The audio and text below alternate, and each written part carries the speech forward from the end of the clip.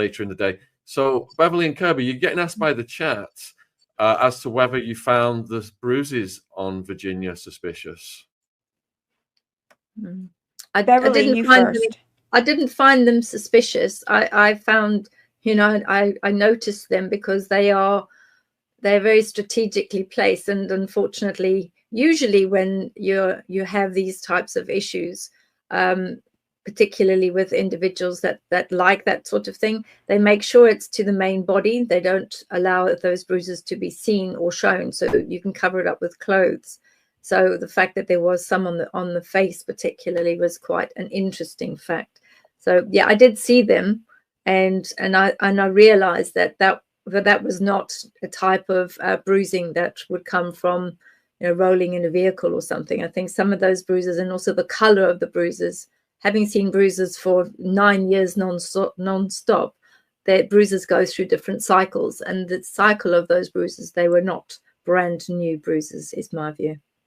That's a good point, Beverly. I don't think most people are aware that Virginia had to do an appearance in 2019 on ABC in New York City, who was, at the time, they were, from my vantage point, they were using her and they were doing a podcast, and, you know, they were running around. So she was supposed to show up. She had an appointment to show up at an ABC studio, which is in my neighborhood. And she had just gotten beat up by her significant other, and she had facial bruising.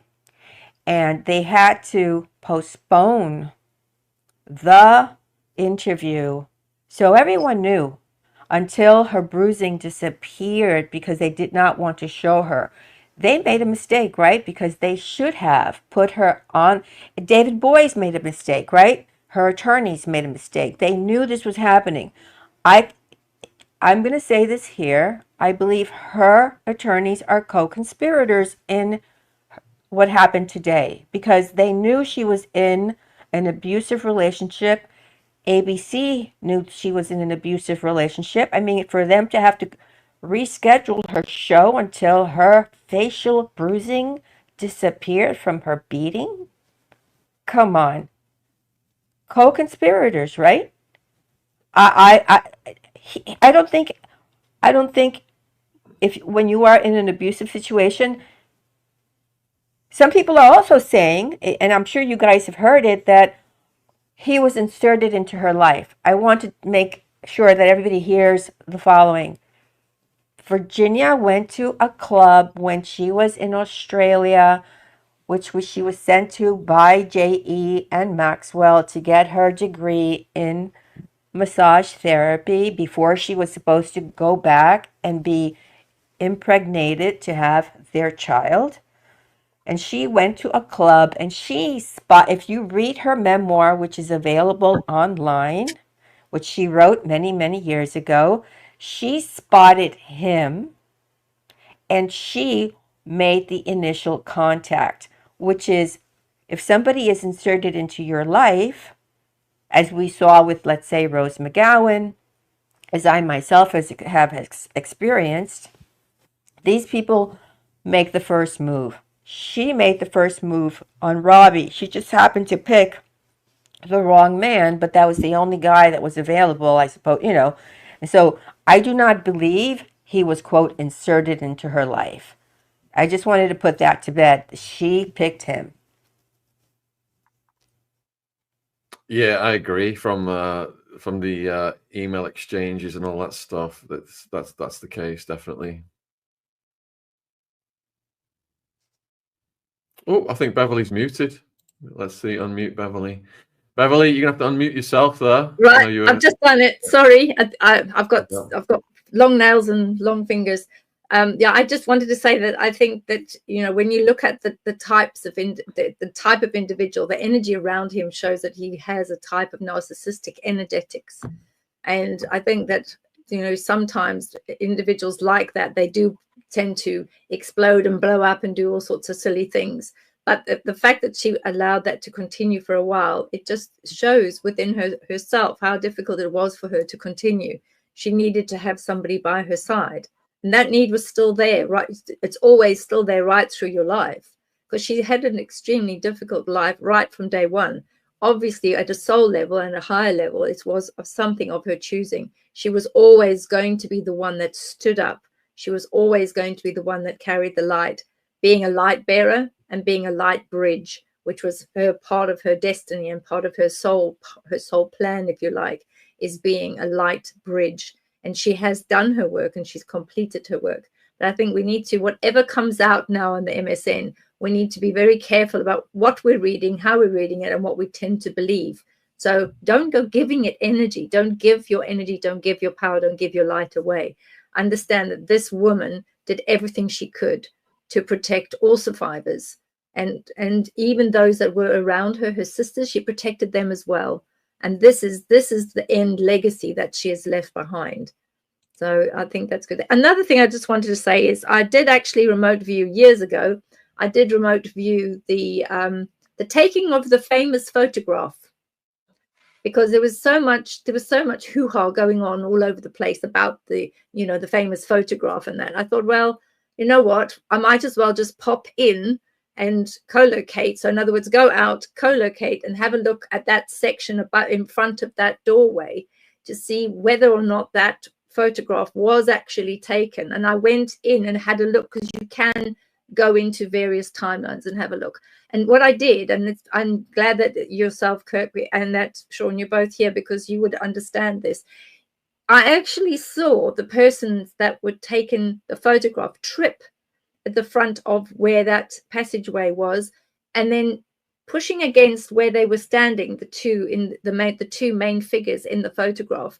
The reason why they're standing there is because that person that was taking the photograph tripped, and they moved to the side, and then the Maxwell woman was by the door. And I just wanted to share that with you, because I can tell you categorically that photograph is real. That's great. I'm glad that you did that. I'd like to add one more thing. For women such as ourselves who have been victims of SA by elite predators, and it doesn't even have to be elite predators, but once we have been in that situation and we begin a new relationship, hoping that, because we're still young at that point, we're still very much have hopes for our future when we break away or begin a new relationship, we tend to tell this new man in our life, who we feel has become our best friend, everything we've been through. What I discovered is I went through a couple of marriages, a couple of relationships, is that whenever there was a fight, an argument, which all couples are bound to have, what was thrown back in my face is, oh, you are a W-H-O-R-E. That word was used against me in all of the, and I'm sure that's how it started with Virginia and Robbie, which is why I'm discussing this. So we've shared our deepest, darkest, most intimate secret and shame, because it's shame, with this person that now we are beginning a life with. And then when we have a disagreement, we are met with the scathing word. Even if we're not beaten up physically, we are beaten up emotionally, psychologically, with this word that has scarred us and will scar us forever. And we are no longer, it breaks down even that relationship. So that when that word was used against me, as the trolls do online, or they say, oh, you were his mistress, you were not his S-slave. No, I was his S-slave. You cannot, there is a difference, people. You know, if I was somebody's mistress, it would be, I would know it. I would have gotten into that. Yeah. But so that abuse can be, I think this is my point, it can be verbal as well. So for all of us who are survivors of this type of abuse, because we are talking about Virginia, who is a beacon of light for all of us. Even that, if somebody has to resort to calling you a horrible name, he's not worth it. Consider that a red flag. You do not need to be emotionally destroyed continuously or looked at as someone who is beneath someone else.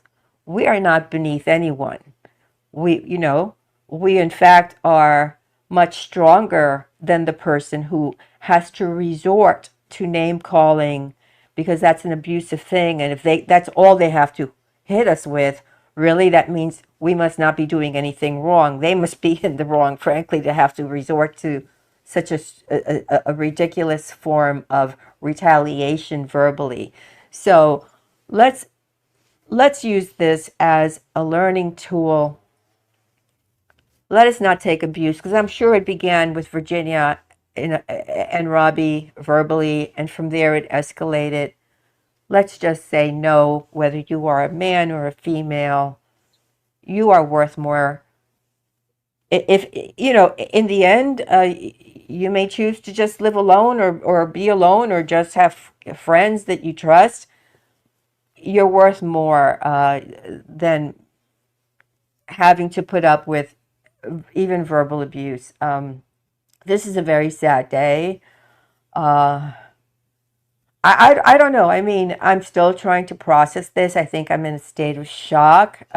It'll take some time for this to settle in. It's really weird because I couldn't sleep yesterday. I had a strange and it's what's weird is I've always had a premonition about April 25th. Since I was a little girl, every year on April the 25th, I would say, now what is it that's supposed to be happening on April 25th? And I never understood what my lifelong thing about the date April 25th. What does that mean? So for some reason, I had forgotten it was April 25th because my days bleed into each other. I couldn't sleep last night. I got up, I went to bed, I got up, I went to bed a couple of times. So finally, and usually I go to bed very early because I'm on UK time for the most part. And I was just off. I went to bed very late. I got up maybe, I don't remember, but when I got up and I saw the news, I'm like, oh my God. But I had not registered until I guess now that it happened on April 25th. This is what happened, Virginia. And that's what April 25th, I guess, all these years has meant. The world is different without her light, because she'd had a light even after everything had quieted down. I hope that her light shines forever. And again, I just have to say that everyone should check yourself when you are on social media. Be kind with your words. Please refrain from victim bashing. Otherwise, you are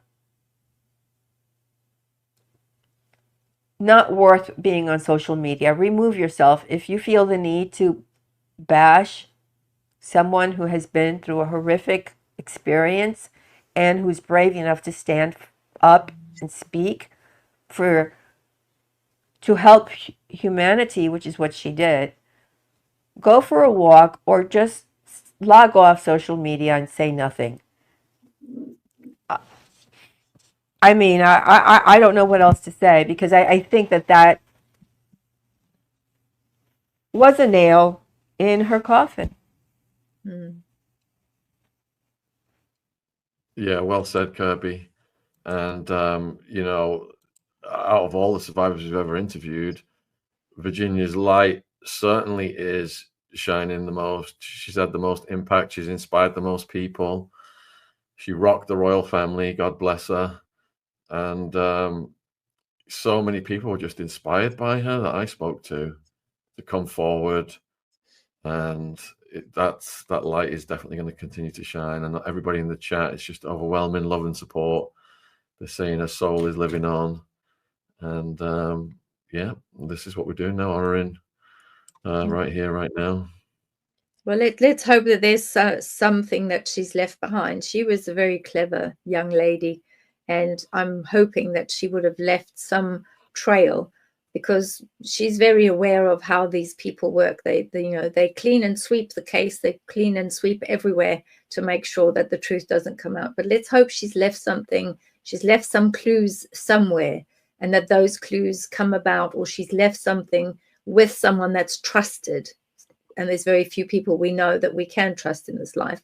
There's always at least one person that you can leave something with, and they will make sure that document or the information gets out. Let's really just hope that, as clever as she was able to leave a breadcrumb trail for everyone to follow. And I know both of you are really, I know you're both really suffering at the moment. So I just wanted to offer some light to both of you, and for any suffering, and for any of those that are online that are really upset about this at this time. All I can do is just send a lot of energy to you and lots of healing, because, we just join her in the same fight. We continue in the good work. Thank you, Beverly. Do you guys have time to answer a few final viewer questions? Yeah, I do. Sure. Mm-hmm. Okay, let's see. Susie is wondering why her husband and her broke up. I believe Virginia finally left. And then she was going to, it's my understanding that Virginia was going to file some sort of restraining order. She had been beaten up physically enough to the point where she finally got her courage up to leave, which she did. And she planned to put a restraining order against Robbie. This is my understanding. Robbie beat her to the court and put a restraining order against her. Oh my And God. we know that during the time that she was in the public eye for a number of years, because it started in 2019, but she started working with these attorneys from 2015, because that's when the Maxwell defamation case was. So, and really, she stepped forward to the FBI from 2010. So we only saw her publicly fighting from 2019, but her fight began in 2010 when she began working with the authorities and began giving depositions and began her lawsuit against Ghislaine Maxwell, which ultimately ended in Ghislaine settling on the courthouse steps on the day that that case was going to be heard by a jury. It was settled. That prompted Ghislaine to have to sell her townhouse, acquired by the Rothschild family. There's a lot that's going to be said in coming days. Kirby, how long was this domestic abuse going on for? Do you know? I think that started soon after her marriage, to be frank. Because an abuser doesn't start 10 years into the marriage, right? Yeah. She had a child almost immediately. So she has first child. So right there is your lock. You're not going to leave. You have this baby. She had no money. When she stepped forward in 2010, she and her husband, they were barely scraping. We know that she didn't graduate high school. She didn't have a way to earn. So her first money came with the settlement of Ghislaine, the defamation case. And J.E. told Ghislaine, he said, "You're stupid for having done what you did. Why did you go up against Virginia?" He said this to her. And she was stupid, but Virginia has been fighting since 2010. 2015, that's settled. And then 2019, J.E. is arrested. And then we had the thing with the case against Prince Andrew. And again, I believe that was intentional. I am working on an article showing what's happening behind the scenes with the royal family and why Prince Andrew is the only person who was held to account, publicly shamed. I will be sharing that because it ties in a lot of questions that people have not been asking and they should be asking. But she's been fighting for a long time. So she has been fighting for 15 years, this legal situation. We know that she and others stepped forward for what was believed to be a case by the government against JE in 2019 in July, but then he was unalived in August, so they didn't have the chance to fight him in that on that federal level, right?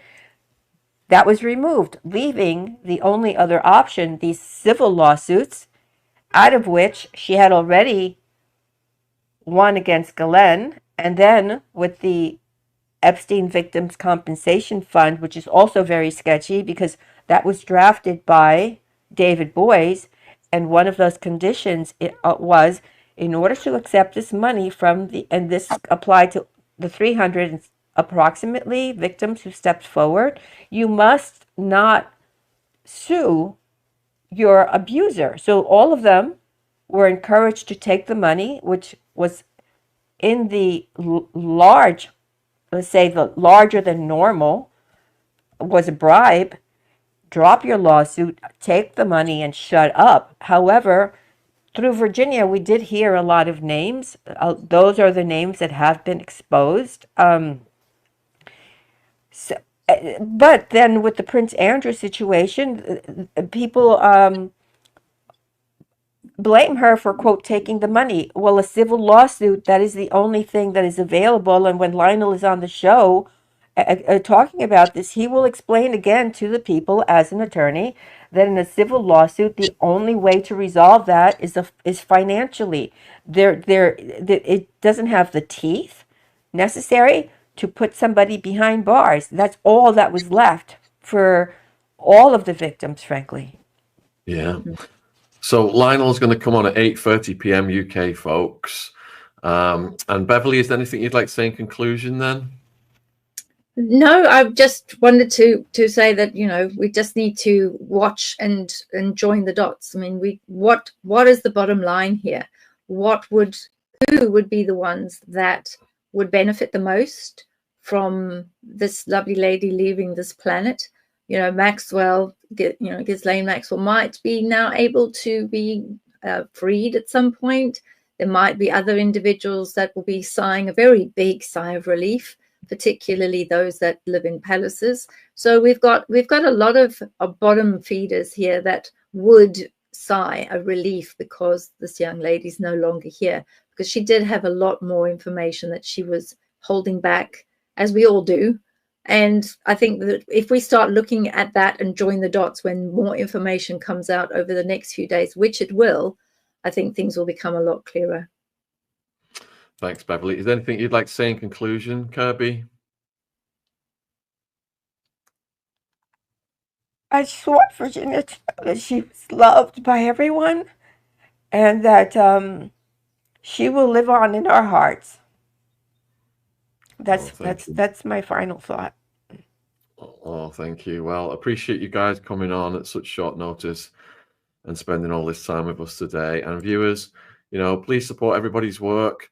If you want to keep Virginia's spirit going, it is through the activism of our guests who are standing on the shoulders of this giant to keep, you know, exposing these monsters.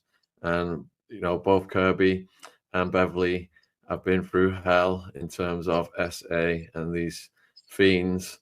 So they are the ones who are ready to keep the battle going.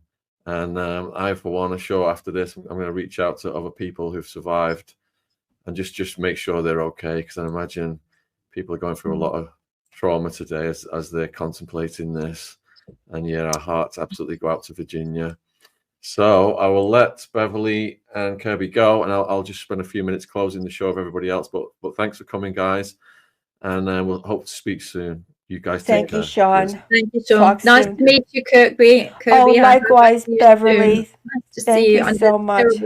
Terrible circumstances to meet you, but thank you. Nice to see you. Thank you, Shaun. For now. Cheers. Okay. Bye. Okay, guys. All right. So, yeah, you know, hugely devastating news today about Virginia. Oddly enough, you know, Kirby was talking about how she was sleeping. Strange. I woke up at like 6 in the morning. I was just lying in bed till about 9. Couldn't get back to sleep. I was feeling a weird energy as well. So we've got Grooming Gang survivor Kate coming on at 8. Lionel coming on at 8:30 to discuss this. And I imagine that Ron is probably going to do a multi-hour stream on this as well. He called a lot of this right. If you are interested in our David Macmillan podcast, then part 15 is coming right after this. This video will hopefully take you over to that one. And also, you know, our back catalogue of Virginia, all our Epstein videos got deleted, got wiped out. But I did put, you know, some of my collaboration with Virginia in the Who Killed Epstein book.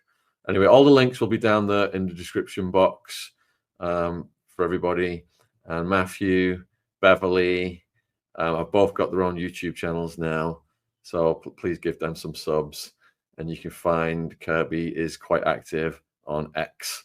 All right, stay tuned if you want David Macmillan part 15, International Smugglers Escapades. He's got the poshest accent out of any international criminal I've ever heard. He speaks in the Australian Queen's English, and he is, if you want to have something, he's quite funny as well. So to cancel out, you know, if you're feeling a bit down right now, David might get your spirits buoyed back up. But I will be back at 8 with Kate and 8:30 with Lionel, and we'll probably line some more people up as well in the meantime. So thank you for all your love.